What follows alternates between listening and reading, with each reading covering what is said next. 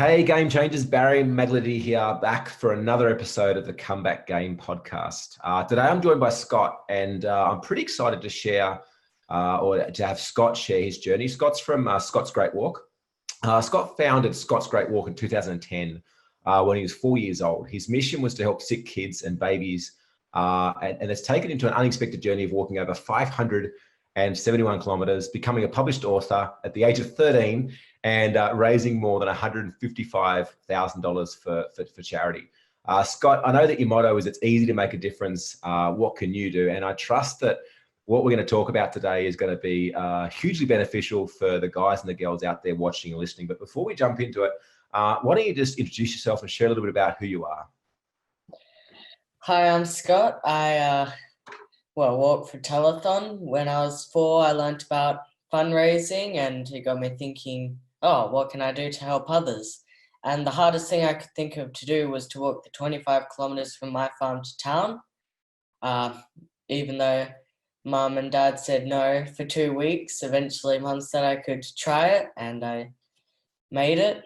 And I've been walking ever since, and now I do marathons. So. Wow, all in the name of raising money and raising awareness for telethon too, right? Yep. Yeah. So before we dive into you a little bit more, tell us a little bit about telethon. What specifically do they do? Like, who do they help?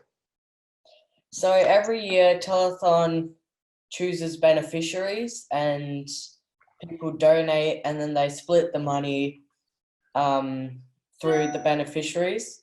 So it helps the beneficiaries, because sort of everyone's donating to them. Yeah.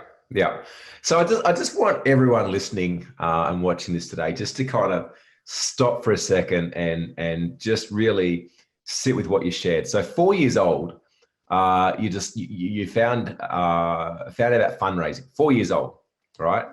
Found about fundraising and thought, hey, that sounds like a cool idea. I'd love to raise some money for sick kids and babies in need. And you thought, well, how could I fundraise? And so as a 4-year-old kid, right, 4-year-old kid, you decided that the hardest thing to do would be to walk from your house, your family farm, into town, which was how far did you say? 25 kilometers. 25 kilometers at 4 years old. Not only that, your parents obviously weren't too keen on the idea of a 4-year-old walking 25 Ks. No doubt you badgered them and annoyed them for 2 weeks until your mum said, yeah, sure, let him go and do it and see what happens. Now, 13 years old, 9 years later, what have you been up to? Like we met probably, was it 4 years ago maybe? Yep. Yeah, 4 years ago we met actually at an event where I spoke on stage and you were there as well doing some stuff. And I was just absolutely blown away by you, blown away by your story, and just really the heart of someone so young, so willing to contribute to make a difference in the lives of others. So give us a bit of a snapshot. Like, what has the last 9 years looked like for you since that first decision to walk 25 Ks? Well, I've done quite a lot, and I'm pretty proud with what I've done. I've raised quite a lot of money, and so all of that goes to telethon. So $155,000 in 9 years. You've walked nearly 500 kilometers, which is a significant way. I think I walked 574 kilometers. 574. What's the furthest you've walked in one go? So I do last year and the year before, I've done 50-kilometer treadmill challenges on the telethon weekend, and so that's been pretty exciting. Very different to the farm though, because when you're walking at the farm, it's sort of in the middle of nowhere. But there were constantly people going by my challenge area. When I was doing the 50 kilometers. So. Yeah. And how long did it take you to walk 50 Ks on a treadmill? So the first year, it was just under 10 hours. And the second year, it was a little bit more, under 10 hours. So That's incredible. That's just amazing. So tell me, like, what have been some of the challenges that you've come up against? Like, you know, I imagine being back then a young kid, big vision, Mm. not kind of the normal vision that a 4-year-old kid has is like, hey, I'm just going to walk 25Ks and raise some money for charity. Um, I don't know, 4 years old, I was probably trying to find ways to extract money from my mum for candy. I reckon, not for charity. So, what have been some of the challenges that you've had to overcome along? Like, obviously, we're having this podcast interview late because you've got to attend school and do your homework, so we're doing it out of hours. So, what have been some of the challenges you've had to overcome? Well, definitely school. Yeah, In primary school, I took a lot of time off. Not as much, like I can't take as much off in high school now. But yeah, I still do what I can. Um, Pressure, I reckon, has been a big part. So leading up to all my walks, I get worried that I won't be able to do it. But then yeah, I think about the people that I'm helping, and then yeah, I go and do it. yeah, Um, so yeah. yeah. So let's talk about the pressure for a second. Is that, do you find that's pressure from the outside world, or is it more so self pressure that you experience? It's actually self pressure because I'm telling myself, oh, I can't do this, I won't be able to do that. And so yeah, it really builds up. And yeah. Has that changed? That interests me. And the reason it interests me is that that's like that experience is the experience like a lot of people have, like most people have, is those limiting beliefs or those thoughts that go around inside our mind. And one thing that you shared pre interview on the questionnaire thing is that you looked into like what was the hardest thing that you could do, and it was like, oh, we'll walk 25K, so I'll just go and do that. Now back then as a 4-year-old, there wasn't. I couldn't imagine based on what you shared that there was any pressure there, right? It No. was it was just like, hey, what's the hardest thing I can do? Let's go and do that. So have you noticed that over time that belief has changed a little bit, or is it because you're pushing yourself further? I think it's because I'm pushing myself further and doing longer distances. But yeah, I always go out and do it. Because yeah, I think of all the people that I'm helping, the money I'm raising, and that really helps me through. So, That's just fascinating. Like, what do your friends think about this? well, it's pretty normal, I guess. They don't really say much about it.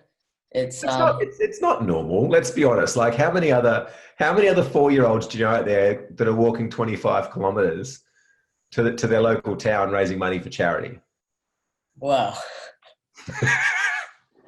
It's probably normal now because you've been doing it for 9 years.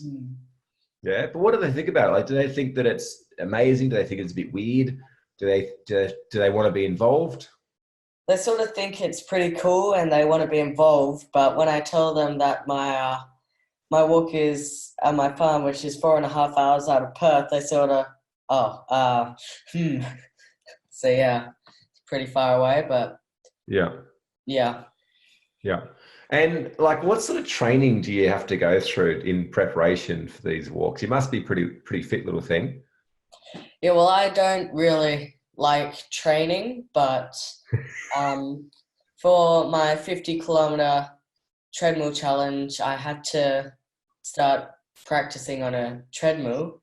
And yeah, so I trained with Altitude High Performance Gym, and it was, I didn't like the walking, but I also did strength training with Jake, and that was really fun. So, Yeah. Do you get bored walking for that long? not really. No.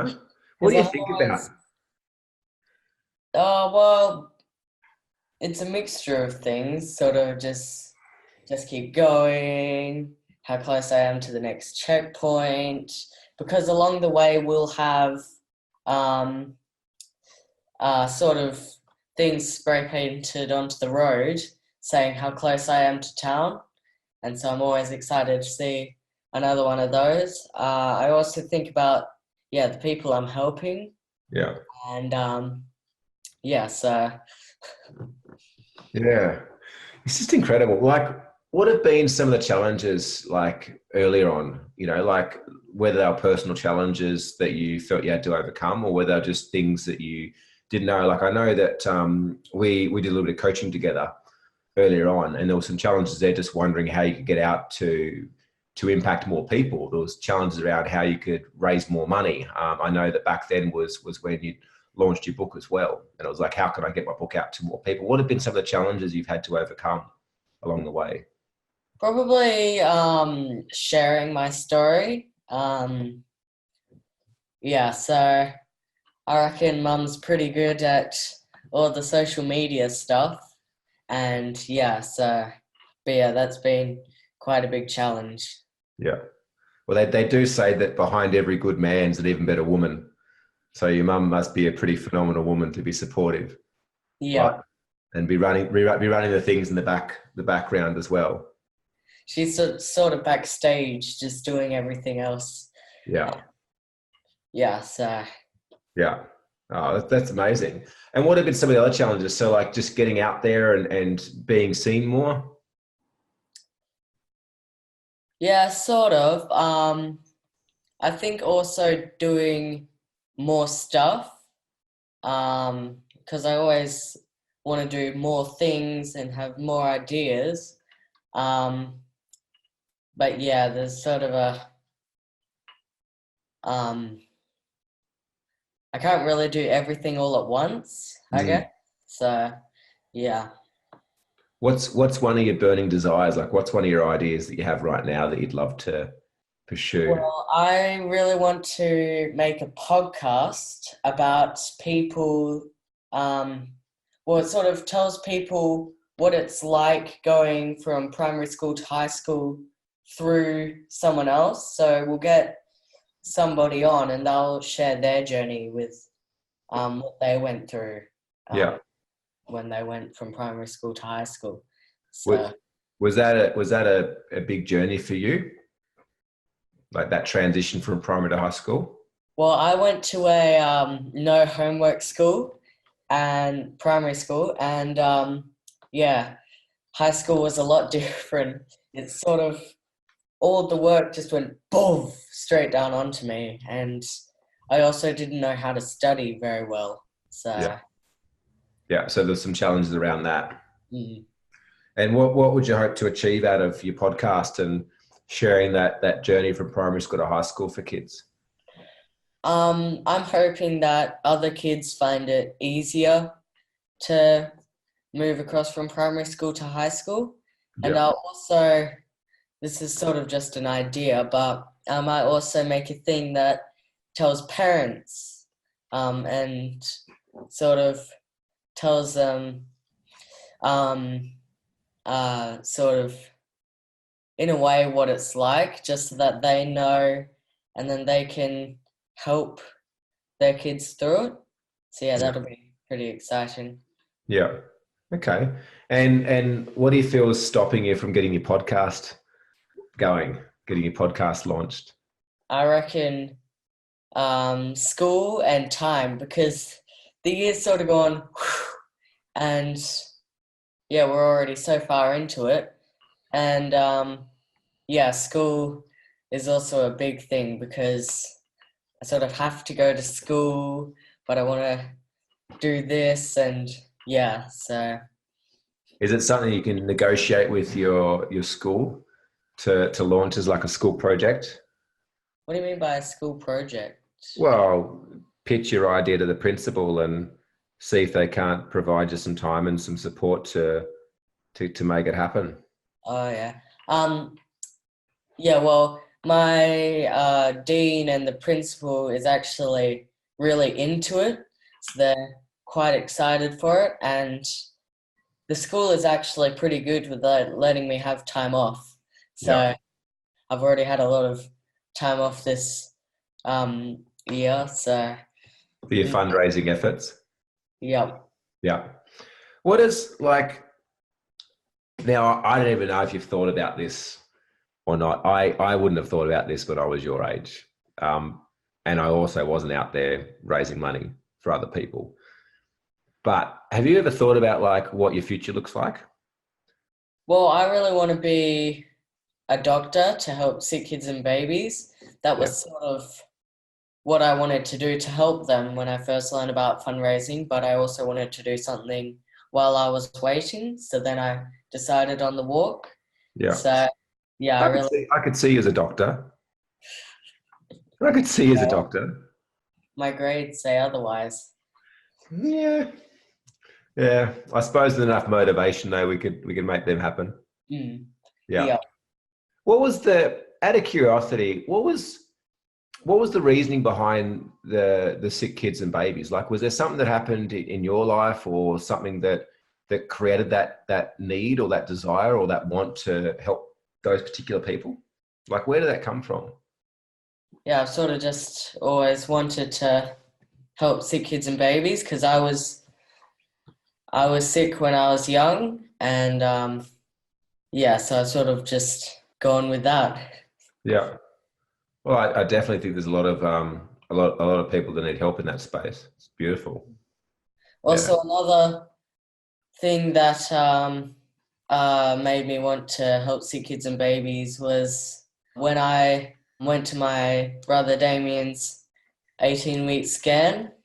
I saw all the equipment and I was like, oh, this looks pretty exciting. I want to be a baby doctor when I'm older. And so, yeah, that was pretty cool. And yeah, Yeah. I love that. All right. So the bigger vision is you want to become a doctor. Anything else? Like, where do you think the charity stuff will go? well, I'm hoping to keep doing all my charity stuff for as long as I can. I'm Yeah. also hoping to raise $1 million for telethon by the time I'm 90. So I guess I sort of have to keep going now. I But reckon yeah, you're well on your way there. What have you raised? 150,000 in 9 years. Is that right? yep, 155. So that's about 17,500 a year.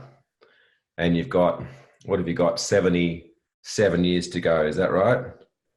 yep. So if you keep going at the rate you're going at, you'll by 90, you would have raised about 1.326 million. So you're actually on track to achieve that at your current rate. I've never actually calculated that before. That's pretty good. So you're actually on your way. But I reckon you'll keep ramping things up even more as well. Yeah. And there's compounding interest involved. So you're doing well. You're doing well. We Yep. can maybe bump that up to 2 mil. I think that might be a bit bigger stretch. 2.5 million. What do you reckon? Yeah, maybe. So, out of curiosity, right? I've never done this before. We've done, I don't know how many podcast episodes now. Like at the time of recording this one with you, we've got 6 in schedule. I don't know, like more than 50. One a week, one a week for a year now. We reached over 1 million people from around the world, many that we don't even know. For those people that are watching or listening today, if you could get some assistance or some advice or some connection that would allow you to kind of go next level with what you're doing, what would that be? If there was someone, if there was some man, woman, alien, I don't know, anyone listening to this today that had the powers to help you on your journey, what would that look like? Like, what would that bit of assistance or help need for you? What do you mean by need? Well, I don't know. Like, is there anything right now that you think would take things to the next level for you? Well, we really need sponsors as Yeah. well because for everything that I've done, mum and dad have sort of have to pay, but there's um there's a limit to the bank account, and so yeah, that would be good if there was a sponsor that we Yeah. could. But So yeah, if this is like touching anybody out there that's in a position they'd like to contribute, where would they find you? so I have a website at www.scotsgreatwalk.com. scottsgreatwalk.com. Yep, Yeah. and yeah, it's got all the stuff there, like become a sponsor, donate. Get a book. Yep. So yeah, there's also a shop thing which also Yeah. has my shirts and stuff. Yeah. And yeah, it also, You're like a real celebrity. well, I don't really think so, but still. You've got your own merchandise and you've got your own book. Yeah, well, it's pretty cool. So Oh, I love that. What advice have you got? What advice have you got right now for parents with entrepreneurial kids? really just let them have a go at everything. It doesn't really matter sort of what they're doing, if it seems too big of an idea, too small of an idea, just let them have a go anyway and see how it turns out. Because when I was 4, I never thought that it would turn out like this, but it has. So yeah, Yeah. just let them have a go. Yeah. And what about if there's any kids listening to this, maybe they're in their car with their parents and they're like, just turn that bloody podcast off on their way to school. If there's any kids listening to this, what advice would you give entrepreneurial kids or kids that are kind of wanting to maybe do things a bit differently? That it's easy to make a difference, and yeah, there's many ways we can help other people and yeah, really make a difference. So Yeah. And what is your belief? Like, what's your core belief about yourself or about life? Like, what do you believe to be true? what do you mean by that? Yeah. Well, like, is there some sort of saying or some sort of mantra or some sort of quote or something you believe about yourself that gets you through when things get challenging? I don't know. What? He's phoning a friend. For those that are watching or listening, he's phoning a friend. I'll throw him a bone. You'll be kind, or when you say about finding a person to talk to. That's what he's meaning. Hey, Mum, why don't you come on for a sec? Just say hello to everyone. Hello. Hey. How's it being a parent of an entrepreneurial? I don't want to call you a kid because you're so much more than a kid. He keeps us very busy. We're constantly trying to keep up, often falling behind. Sounds like my staff. Yeah, I had to retire during the marathon last year because I physically could not walk fast enough. I couldn't keep up. So I jumped on the push bike and it was the only way I could keep going. So I don't know how he does it. I can't. So yeah, just really busy. Very thankful that we decided to say yes and let him have a go, because even when we didn't actually think that he could do it. Like we said, yeah, sure, thinking by the time he got to the first corner, that would be it. He'd be home again. Yes. And I'm sure there's a lot of parents listening that have had the very similar thoughts. Yes, yeah. So yeah, it's been an amazing journey that he's taken our whole family on. We're really thankful to be a part of it. But yeah, we're just really proud. Awesome. Thank you. Nice to see you. So, So a couple more questions before we wrap up. Like, what's the best piece of advice you've ever been given? Sort of just keep going and doing what I'm doing, which is what I'm planning to do.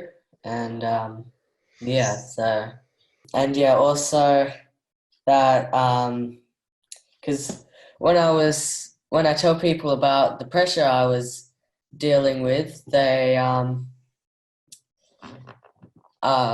I found this great quote, and it's, find your person to talk to. So no matter what amount of pressure or stress you have on yourself, there'll always be that person that will want to listen and help you through the tough times. So Yeah. And you've got that person? yep, Mum. That's so good. What's the worst piece of advice you've ever been given? Have you ever been given a piece of advice that you've just chosen not to listen to? Yeah, so just people sort of saying, you can't do it, you'll never make it, your legs are too little, which is what Mum and Dad said to me. And yeah, so Well, and you've just been like, I'll show you. pretty much. Yeah, that's good motivation. All right. So what would you say then to anybody out there watching or listening to this today that, are wanting to make some sort of contribution or wanting to make a difference? What would you say to them? I'd say my motto, which is, it's easy to make a difference. What can you do? Yeah. Yeah, I think that's everyone can do something, and we just have to try. So. Yeah. Scott, yes, you're an inspirational young man.